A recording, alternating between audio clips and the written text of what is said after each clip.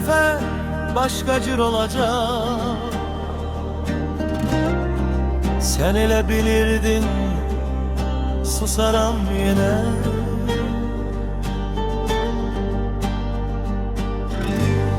Qalaram kölgəndə gizlicə, amma dəyişib qaydalar bu gecə. Oyun bitti, bak gözümün içine. Biraz sevgi, biraz bahane, her defa eyni hikaye. Bu defa yok, artık geçti, mən seçirəm özümü yenə. Ürəyim zəif deyil əvvəlki kimi, sözlərin təsir etmir indi. Bir addım attım geriye, indi növbə sənindi. Bu dəfə mən gedən oldum, səssiz səssiz dəyişən oldum.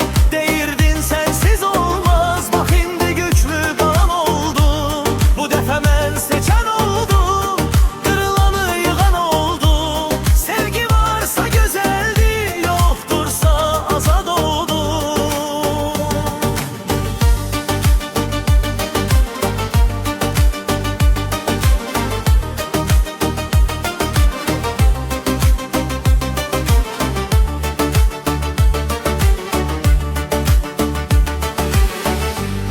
Geceler artık sakittir,